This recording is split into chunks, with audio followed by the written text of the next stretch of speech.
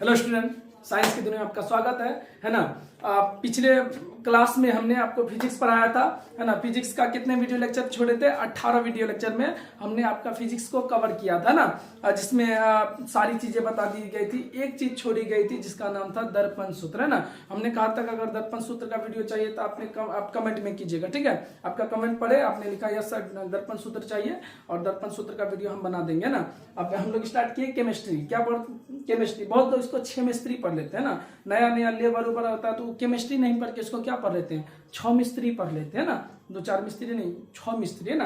तो अगर आज हम लोग केमिस्ट्री स्टार्ट करेंगे, है ना, तो केमिस्ट्री समझे। अगर ऐसे ही आपको वीडियो लेक्चर चाहिए तो प्लीज चैनल को सब्सक्राइब कीजिए ताकि आपको बैक टू बैक इस तरह के वीडियो लेक्चर मिल सके। आइए चलो आज हम लोग स्टार्ट करते हैं केमिस्ट्री। क्या पढ़ते हैं? केमिस्ट्री। चलिए ध्यान दीजिए, उसी प्रकार पढ़ के सुनाते हैं, उसके बाद फिर आगे बढ़ेंगे। सबसे पहले हम देखिए, सबसे पहले हम आपको पढ़ के सुनाएंगे, उसके बाद हम लोग आगे बेहतरीन चीजें समझेंगे कि इसकी उत्पत्ति कहाँ से हुई या क्या ऐसा आवश्यकता था जिसके कारण केमिस्ट्री खोजा गया। एकदम बेसिक से आपको समझाएंगे। ऐसा नहीं कि नए हैं तो आपको कंटेंट में कमी हो सकती है। हो सकता है मेरे एडिटिंग में कमी हो जाए, या लाइट में कमी हो जाए, या शक्ल में कमी हो जाए, या राइटिंग में कमी हो जाए, लेकिन मित्र कंटेंट में कमी होने वाला नहीं है। चलिए ध्यान दीजिए। तो रसायन शास्त्र, इंग्लिश में इसको बोलेंगे केमिस्ट्री, ना कि 6 मिस्त्री। चलिए देखिए क्या लिखे हैं। देखिए वीडियो लेक्चर कौन सा है? एक पहला। चलिए ध्यान दीजिए, है ना। पूरा बेसिक से स्टार्ट करेंगे। कौन कौन से चैप्टर, सारी चीजें एकदम बढ़िया से पढ़ना, बस बात खत्म कर दीजिए। हाँ, विज्ञान की वह शाखा जिसके अंतर्गत पदार्थ की संरचना, आखिर उसका स्ट्रक्चर क्या है, उसका रूप कैसा है। जैसे मेरा संरचना और आप लोगों का संरचना में अलग अलग अंतर है। आपकी संरचनाएं कुछ और है, हमारी संरचनाएं कुछ और है ना। तो उसी प्रकार कह रहा है पदार्थ की संरचना, उसके गुण और उसमें होने वाले परिवर्तनों के बारे में अध्ययन करते हैं। हमारे दैनिक जीवन में, रोजमर्रा की जिंदगी में डेली कुछ ना कुछ परिवर्तन होता है। जैसे देखिए दूध से दही का बनना, ये भी एक परिवर्तन है कि नहीं। जैसे लोहे में जंग लगना, ये भी परिवर्तन है। एक चावल से भात बनना, ये भी परिवर्तन है। अब क्या भात से चावल बना दीजिएगा? नहीं बनाइएगा। भोजन का पचना, ये भी एक प्रकार का क्या है? परिवर्तन। खाते कुछ और है, बाकी आप समझदार हैं। चलिए ध्यान दीजिए। तो सारी चीजें है ना, तो ये क्या है? एक परिवर्तन है। क्या है जी? परिवर्तन। डेली हम लोग कुछ ना कुछ परिवर्तन देखते हैं ना। आप अपने दोस्तों को कहते हैं तो यार तुम बदल गए हो, है ना, तुम मुझे याद नहीं रखते हो, तो आप बस उसको कहिएगा कि याद रखना अगर इतना आसान होगा तो हम सिलेबस याद रखेंगे और टॉपर बनेंगे। तुम कौन होते हो भाई? चलो ध्यान दो। तो हम क्या बोलेंगे? विज्ञान की वह शाखा जिसके अंतर्गत, बोलिए, विज्ञान की वह शाखा जिसके अंतर्गत पदार्थ की संरचना माने उसका स्ट्रक्चर, है ना, प्रॉपर्टीज माने गुण, तथा उसमें होने वाले परिवर्तनों के बारे में अध्ययन करते हैं। बोलिए, उसमें होने वाले परिवर्तनों के बारे में क्या करते हैं भैया? अध्ययन करते हैं। समझ में आ गया? चलिए उसके बाद देखिए, पहले पढ़ के सुनाते हैं, उसके बाद समझाएं कैसे कैसे क्या है। चलिए देखिए, केमिस्ट्री, रसायन शास्त्र यानी केमिस्ट्री की उत्पत्ति एक शब्द से हुआ है जिसका नाम कीमिया। क्या नाम जी? कीमिया। केमिस्ट्री, कीमिया, याद है? जैसे फिजिक्स, फ्यूसिस, साइंस, साइंटिया, है ना। उसी प्रकार केमिस्ट्री एक जो बना शब्द है, इसका नाम है कीमिया। किससे बना है जी? कीमिया, है ना। एक शब्द है ना, लैटिन शब्द है, मिस्र का शब्द है शायद, है ना, जिसका नाम क्या है? कीमिया है। क्या है जी? कीमिया। चलिए तो बताइए, बस ये फॉर्मेलिटी है ताकि आप इसके बारे में अगर पढ़ रहे हैं तो आप कम से कम शुरू में पढ़िए। एग्जाम में नहीं पूछेगा कि केमिस्ट्री कहाँ से बना है, रसायन शास्त्र किसे कहते हैं। लेकिन जब तक नींव मजबूत नहीं होगा तब तक डील भी मजबूत नहीं होगा। रिवीजन में डिवीजन है। चलिए ध्यान दीजिए, आइए ध्यान दीजिए। तो पदार्थ की संरचना, उसके गुण तथा उसमें होने वाले परिवर्तनों के बारे में हम क्या करेंगे भाई? अध्ययन करेंगे। बोलिए, उसमें होने वाले परिवर्तनों के बारे में अध्ययन करेंगे। यहां तक बात समझ में आ रहा है कि नहीं आ रहा? चलिए तो देखिए, केमिस्ट्री जो रसायन शास्त्र है की उत्पत्ति एक शब्द से हुई जिसका नाम क्या है? कीमिया है। बोले केमिस्ट्री एक शब्द से बना जिसका नाम क्या है भाई? कीमिया। केमिस्ट्री कौन से शब्द से बना है? कीमिया से बना है ना। चलिए, रसायन शास्त्र के जनक एंटोनी लेवोजियर, इसका बहुत नाम है। लेवासियर कहते हैं, लेवोजियर कहते हैं, है ना। तो आप लेवासियर का ही लिखा हो तो भी सही है, लेवोजियर बोले तो भी सही है, एंटोनी लेवोजियर बोले तो भी सही है। कोई प्रॉब्लम? कोई प्रॉब्लम है ना। चलिए उसके बाद अभी बताएंगे केमिस्ट्री की खोज क्यों हुई थी। चलिए तो उसके बाद हमने क्या लिखा, syllabus of 10th class chemistry, रसायन शास्त्र के विषय सूचक, है ना। एक काम करिए, पहले इसका स्क्रीनशॉट ले लीजिए ना, ताकि हमको मिटा मिटा के लिखने में आसानी हो। चलिए जल्दी से इसका एक काम करिए, स्क्रीनशॉट लीजिए, तो तब आगे बढ़ेंगे। चलिए लिखने, बहुत सुंदर। चलिए ध्यान दीजिए, पहले के लोग ना जैसे क्या बोलते हो उसको, आदि मानव हुआ करते थे ना, तो आग की खोज हुई, है ना। वहां पे पता चला कि किसी भी चीज के जलने के लिए ऑक्सीजन की आवश्यकता है, महिलाओं को छोड़ के। भैया महिलाएं बिना ऑक्सीजन के भी जल सकती है, और भी कुछ पदार्थ है जो बिना ऑक्सीजन के जल सकती है। चलिए, तो जैसे पहले के लोग ना अमरता का वरदान के लिए खोज रहे थे कि एक ऐसा जड़ी बूटी बनाया जाए, एक ऐसा औषधि बनाई जाए जिसको पीने के बाद लोग अमर हो जाए। क्या हो जाए? अमर हो जाए, वो एकदम उसको कोई नहीं मार सके, वो अमर हो जाए ना। इसलिए भी कहा जाता है कि केमिस्ट्री की खोज हुई थी। इसके पीछे कहानी है। कहानी क्या है भैया?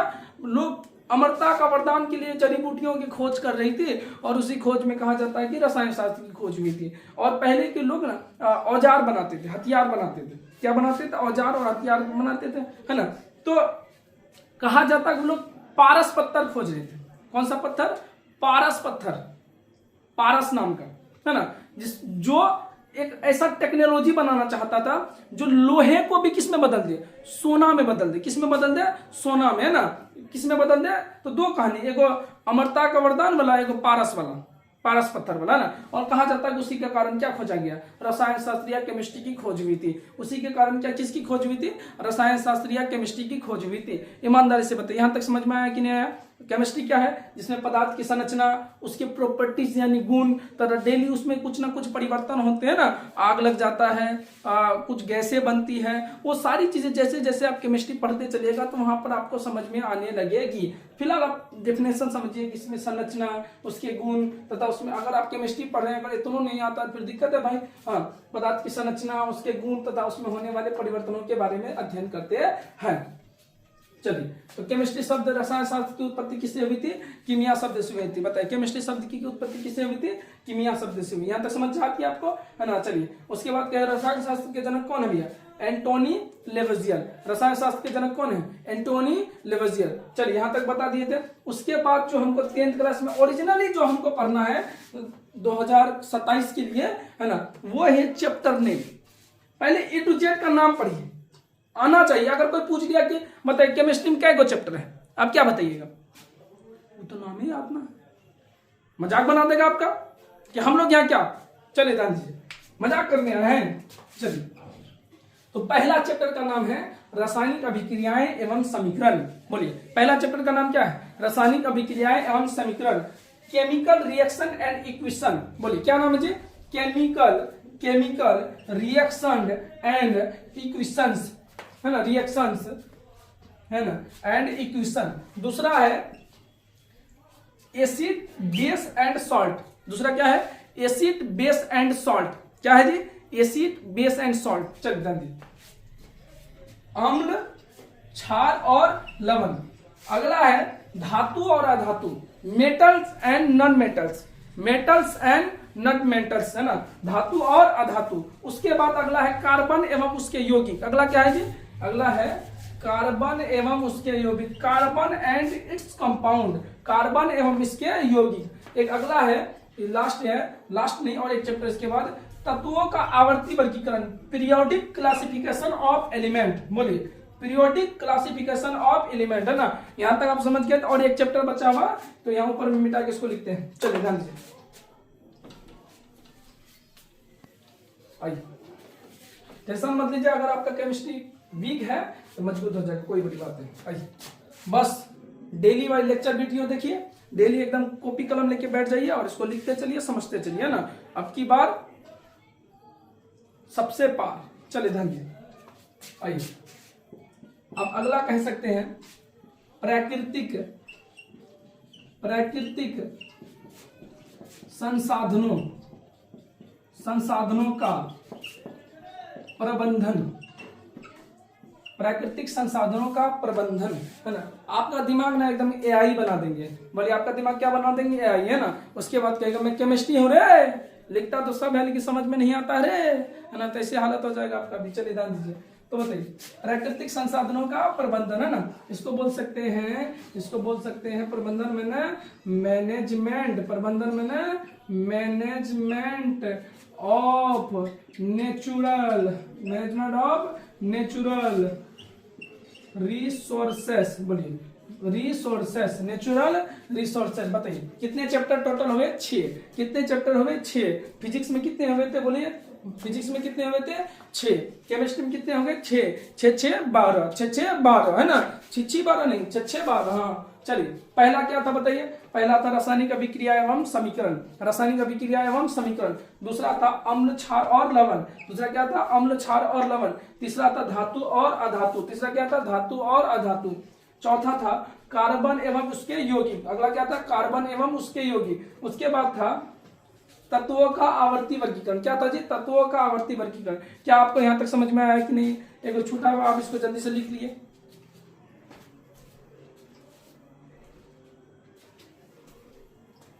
चलिए इसको मिटा देते हैं।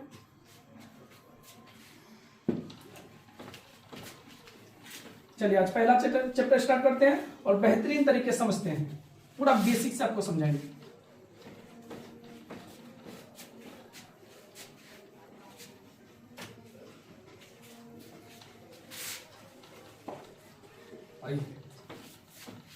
क्या करोगे भाई? मिटाना पड़ता है, कोई नहीं, लेकिन दिक्कत मत लीजिए।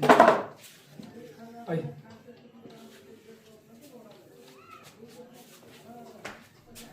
पहला चैप्टर का नाम क्या है? नाम बोलिए, जल्दी बोलिए। पहला चैप्टर का नाम है रासायनिक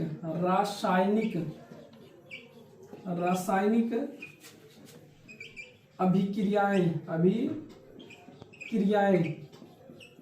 रासायनिक अभिक्रियाएं एवं समीकरण।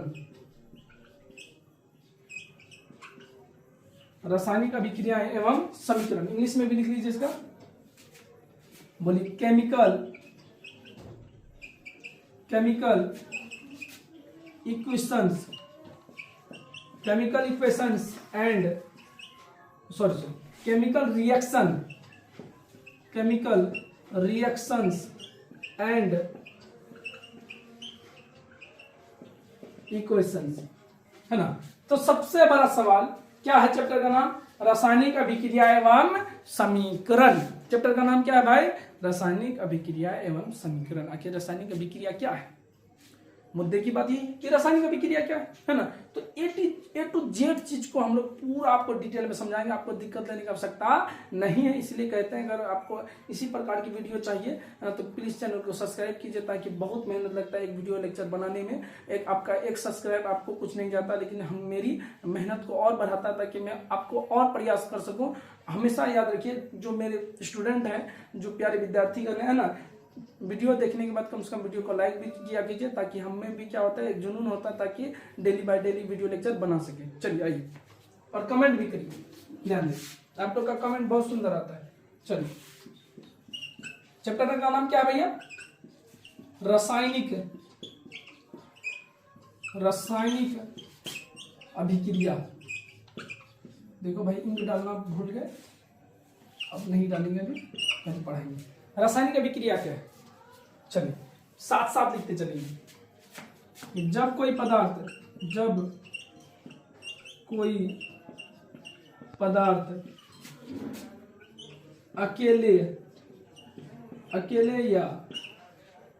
अकेले या किसी अन्य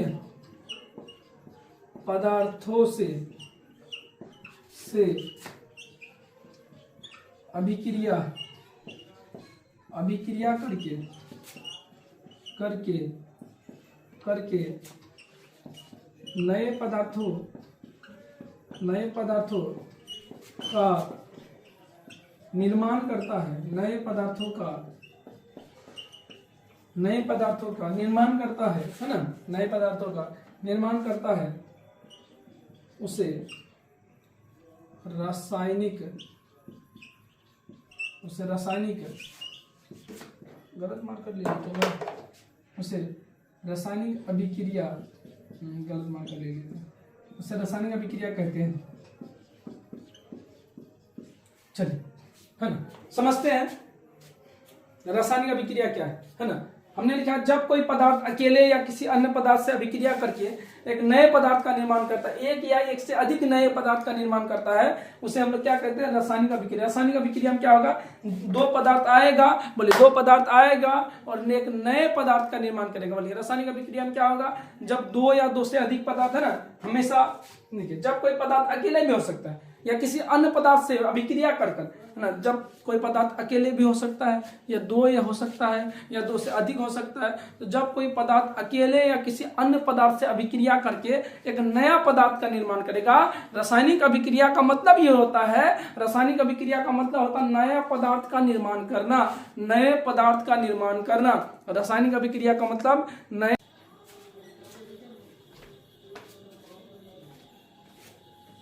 देखिए लाइट चली गई थी है ना, इसलिए वीडियो को पॉज करना पड़ा। चलिए अब आगे बढ़ते हैं, आइए ध्यान दीजिए।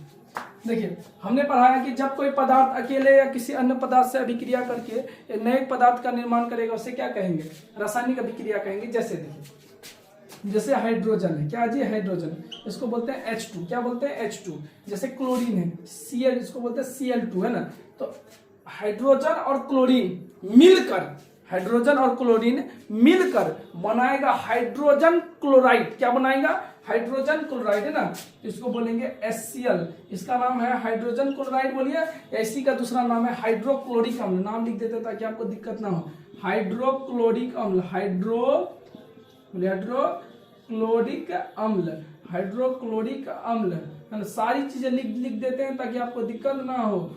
ये मार्कर चेंज हो गया तो इसलिए थोड़ा कम दिख रहा है, लेकिन कोई दिक्कत नहीं। इसका नाम क्या है बोलिए तो, इसका नाम हाइड्रोजन है। क्या है जी, हाइड्रोजन। इसका नाम क्या है, क्लोरीन। क्या है जी, क्लोरीन। लिख देते साइड में, बताइए सारा चीज लिख दिए है ना, बताइए। तो रासायनिक अभिक्रिया क्या है, जब कोई पदार्थ अकेले या अकेले भी हो सकता है या तो कोई अन्य पदार्थ से, अकेले या किसी पदार्थ से अभिक्रिया करके एक नए पदार्थ का निर्माण करेगा, इसी को हम कहते हैं रासायनिक अभिक्रिया। तो रासायनिक अभिक्रिया में जब कोई पदार्थ अकेले या किसी अन्य पदार्थ से अभिक्रिया करके नए पदार्थ का निर्माण करेगा, उसी को रासायनिक अभिक्रिया कहेंगे। जैसे H2 माने हाइड्रोजन, H2 माने हाइड्रोजन। हाइड्रोजन को अकेले रहने में बड़ा डर लगता है भाई साहब। जैसे आपको रात में अकेले छोड़ दे रोड में, बापो बाप निपटा देगा आपको।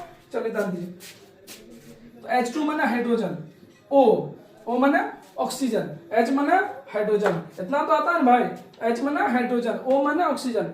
जब हाइड्रोजन ऑक्सीजन से अभिक्रिया करता है, जब हाइड्रोजन ऑक्सीजन से अभिक्रिया करता है तब जल का निर्माण होता है। किसका निर्माण होता है भैया, जल का। तो देखो जब कोई पदार्थ या तो अकेले है या तो किसी अन्य पदार्थ, जब दो पदार्थ मिलकर है ना, जब दो पदार्थ मिलकर है ना एक नए पदार्थ का निर्माण करेगा, इसी को क्या कहते हैं, रासायनिक अभिक्रिया कहते हैं। बोलो क्या कहते हैं भैया, रासायनिक अभिक्रिया कहते हैं। तो ये क्या हो जाएगा, H2O। तो रासायनिक अभिक्रिया क्या है, रासायनिक अभिक्रिया क्या है, जैसे Na है, क्या है जी Na माने सोडियम, Cl माने क्लोरीन, बन के क्या बनेगा, NaCl। क्या बनेगा, NaCl। तो जब कोई पदार्थ अकेले या किसी अन्य पदार्थ से अभिक्रिया करके नया पदार्थ बनाता है, उसी को हम लोग क्या कहते हैं, रासायनिक अभिक्रिया कहते हैं। तो आपको समझ में आ गया, जल्दी से इसका स्क्रीनशॉट लीजिए, उसके बाद आगे बढ़ते हैं। चलिए हो गया।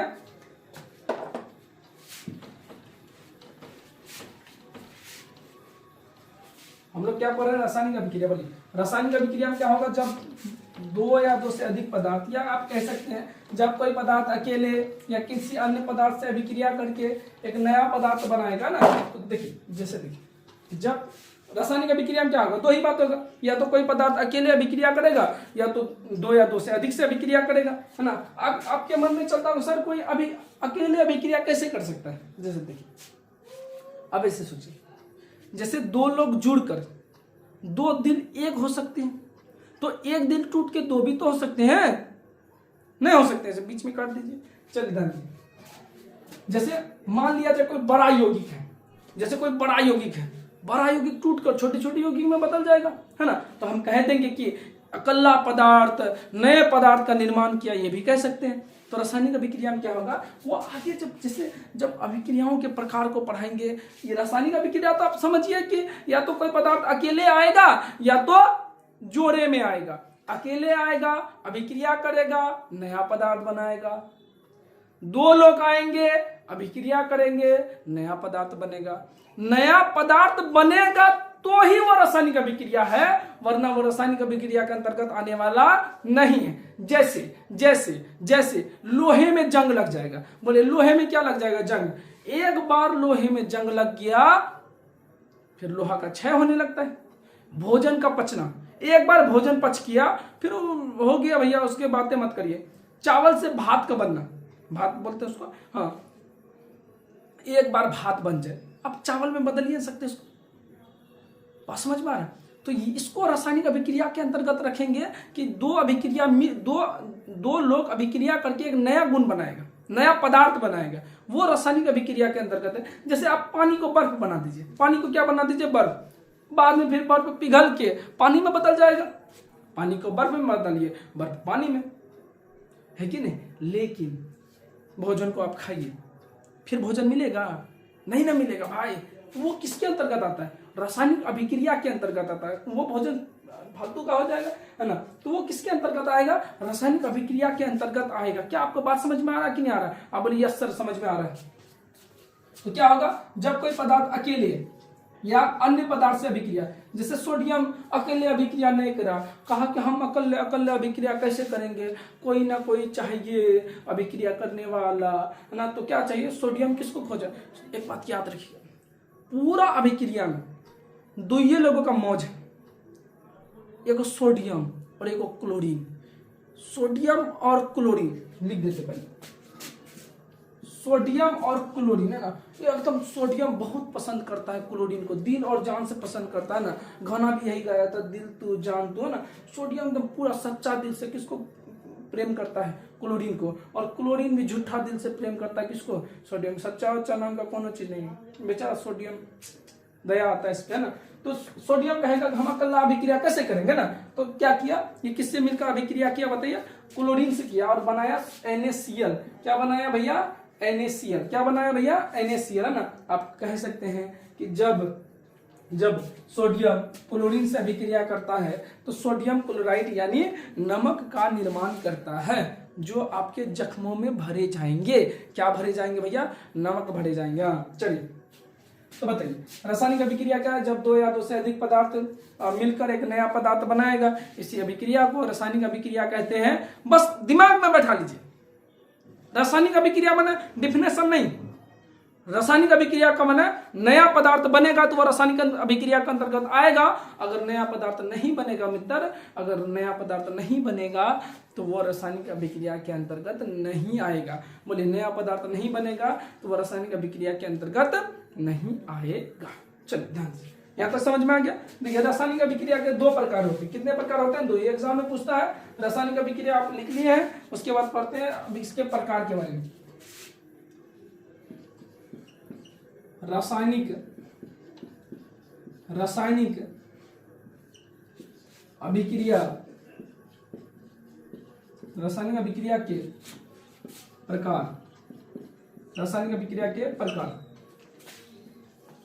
हम कहेंगे कि रासायनिक अभिक्रिया, रासायनिक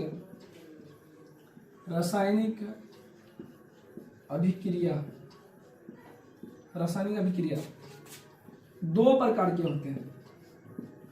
रासायनिक अभिक्रिया दो प्रकार के होते हैं। रासायनिक अभिक्रिया दो प्रकार के होते हैं। पहला में लिखेंगे होता अभिकारक। क्या होता है? अभिकारक, है ना? इसको बोलते हैं रिएक्टेंट। उसके बाद दूसरा होता है अभिकर्मक, है ना? या प्रतिफल, है ना? इसको बोलते हैं प्रोडक्ट। बोलिए इसको क्या बोलते हैं? प्रोडक्ट बोलते हैं। क्या बोलते हैं भाई? प्रोडक्ट। बताइए रासायनिक अभिक्रिया क्या है? जब दो या दो से अधिक पदार्थ आपस में संयोग करके एक नया पदार्थ बनाएगा उसे रासायनिक अभिक्रिया कहते हैं। रासायनिक अभिक्रिया दो प्रकार के होते हैं, एक होता है अभिकारक जिसको इंग्लिश में रिएक्टेंट बोलते हैं, दूसरा होता है अभिकर्मक या प्रतिफल, इसको प्रोडक्ट कहते हैं। एक होता है अभिकारक और दूसरा होता है प्रोडक्ट। एक होता है अभिकारक और एक होता है प्रोडक्ट, है ना। कुछ बोलता नहीं, हमारे प्रोडक्ट है। चलिए होगा आपका प्रोडक्ट होगा। चलिए समान जिसको बोलते हैं अभिकारक, रिएक्टेंट समझिए। जो रासायनिक अभिक्रिया भाग लेगा उसको क्या कहते हैं? अभिकारक कहते हैं। और जो रासायनिक अभिक्रिया के फलस्वरूप बनेगा उसे प्रतिफल या अभिकर्मक कहते हैं। दोनों को समझते हैं। चलिए एक एक करके लिखते हैं। अब लिख लीजिए जल्दी से, पॉज करके इसको सरकार से लिख लीजिए, इसको मिटा के ठीक लिखते हैं।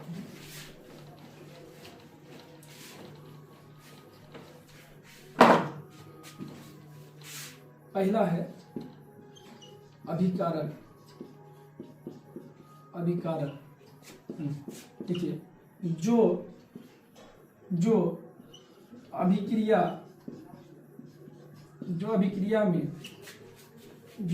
में भाग लेता है, जो अभिक्रिया में भाग लेता है उसे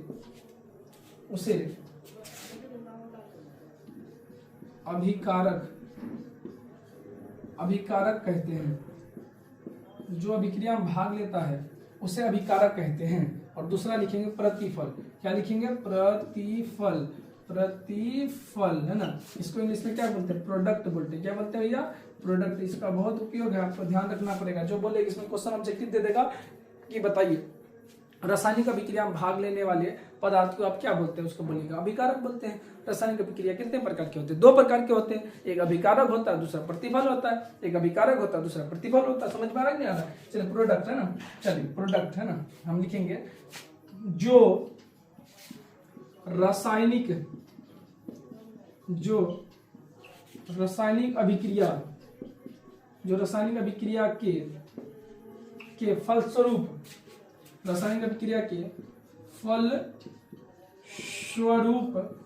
बनता है उसे प्रतिफल कहते हैं। उसे प्रतिफल कहते हैं। उसे क्या कहते हैं भाई? प्रतिफल कहते हैं। जैसे लिख सकते हैं, अब इन दोनों का एक एग्जांपल में लिख लीजिए। जैसे H2 + Cl2 ना बराबर क्या होगा? 2HCl, है ना। तो इधर वाला हो गया अभिकारक। क्या हो गया जी? अभिकारक। बोलिए इधर वाला क्या हो गया? अभिकारक। और इधर वाला क्या हो गया भाई? प्रतिफल। इधर वाला क्या हो गया भाई? प्रतिफल। बताइए यहाँ तक समझ में आ रहा है? जल्दी से इसका स्क्रीनशॉट लीजिए, उसके बाद हम आगे बढ़ेंगे।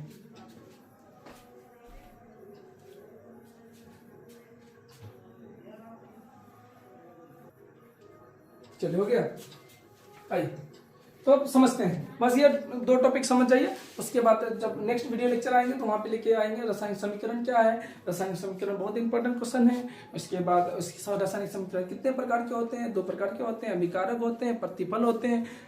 नहीं, रासायनिक समीकरण संतुलित रासायनिक समीकरण और असंतुलित रासायनिक समीकरण है कि नहीं। चलिए तो समझिए, अभिकारक पढ़ते हैं। हम कहेंगे रासायनिक अभिक्रिया में जो भाग लेता है उसको क्या कहते हैं? अभिकारक। माने जो भाग लेगा, ऐसे नहीं ऐसे भाग लिया, नहीं ये वाला भाग नहीं गया, है ना। तो रही वाला भाग, अरे नहीं भाई, पार्टिसिपेट। चलिए ध्यान दीजिए। तो जो अभिक्रिया में भाग लेता है, कौन सी अभिक्रिया में? रासायनिक अभिक्रिया में। तो रासायनिक अभिक्रिया में भाग लेने वाले पदार्थ को, अभिकारक कहते हैं। बोलिए रासायनिक अभिक्रिया में भाग लेने वाले पदार्थ को अभिकारक कहते हैं। और इसके फलस्वरूप जो बनेगा उसको प्रतिफल कहते हैं। जैसे देखिए कौन कौन आया? एक आया हाइड्रोजन, और ये देखो नुन्नू, यही क्लोरीन है। याद करो, यही क्लोरीन है जिसको सच्चे मन से सोडियम चाहता था, और हमको कहते नहीं भी झूठे मन से चाहता है। देख रहे हैं किसके साथ घूम रही है? हाइड्रोजन के साथ। कोनो वैल्यू है इसका? नहीं है। इसलिए आप लोग पढ़ने में ध्यान दीजिए। चलिए तो बताइए, हाइड्रोजन आया और क्लोरीन आया। हाइड्रोजन और क्लोरीन मिलकर अगर हाइड्रोजन नहीं आता और क्लोरीन नहीं आता, क्या HCl बनता? HCl का नाम क्या है? हाइड्रोक्लोरिक अम्ल है। HCl का नाम क्या है भाई?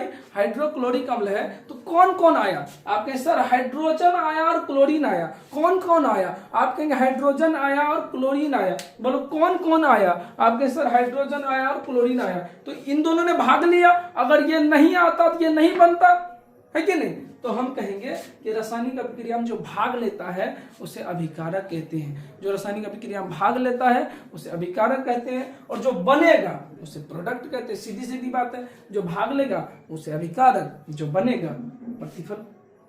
बोलिए, रासायनिक अभिक्रिया में भाग लेने वाले पदार्थ को क्या कहते हैं? अभिकारक कहते हैं। और इसके फलस्वरूप बनने वाले पदार्थ को क्या कहते हैं? प्रतिफल। जैसे हाइड्रोजन ने भाग लिया और ऑक्सीजन ने भाग लिया। किसने भागा लिया? ऑक्सीजन, है ना। और क्या बना? H2O। क्या बना भाई? H2O बना। समझ में आ गया? चलिए, तो क्या होगा? देखिए, अगर हाइड्रोजन और ऑक्सीजन नहीं मिलता, अगर हाइड्रोजन और ऑक्सीजन नहीं मिलता, अगर हाइड्रोजन और ऑक्सीजन नहीं मिलता, क्या जल बनता? क्या जल बनता? घंटा बनता, है कि नहीं? तो हम कहेंगे H2+O बराबर H2O। तो इन दोनों ने रासायनिक अभिक्रिया में भाग लिया। तो रासायनिक अभिक्रिया में भाग लेने वाले पदार्थ को अभिकारक कहते हैं, और जो बनेगा इसको प्रतिफल कहते हैं। बोलिए, रासायनिक अभिक्रिया में भाग लेने वाले, बताइए, रासायनिक अभिक्रिया में भाग लेने वाले पदार्थ को अभिकारक, प्रोडक्ट। बोलिए, और दोनों को तीर का चिन्ह बता देते हैं। और ये तीर बता रहा भैया इधर कुछ नहीं, प्रोडक्ट आगे, है ना। बोलते भैया ये रास्ता किधर है? यूं सीधे, ज्ञान मत दो, सीधे निकल जाओ। चलिए आइए, देखो और देखो। तो बताइए, जो रासायनिक अभिक्रिया में भाग लेगा उसे अभिकारक कहेंगे, और जो रासायनिक अभिक्रिया के फलस्वरूप बनेगा उसे प्रतिफल कहते हैं। तो हमें संपूर्ण विश्वास है कि आपको पूरा समझ में आ गया होगा। अगर समझ में आ गया हो तो कमेंट जरूर करिएगा। आप लोग कमेंट किए बिना ही भाग जाते हैं, बहुत मेहनत लगता है भाई आपके लिए, इतना भी मेहनत चलता है। तो अभी के लिए इतना ही, मिलते हैं नेक्स्ट वीडियो लेक्चर में। थैंक यू देखने के लिए।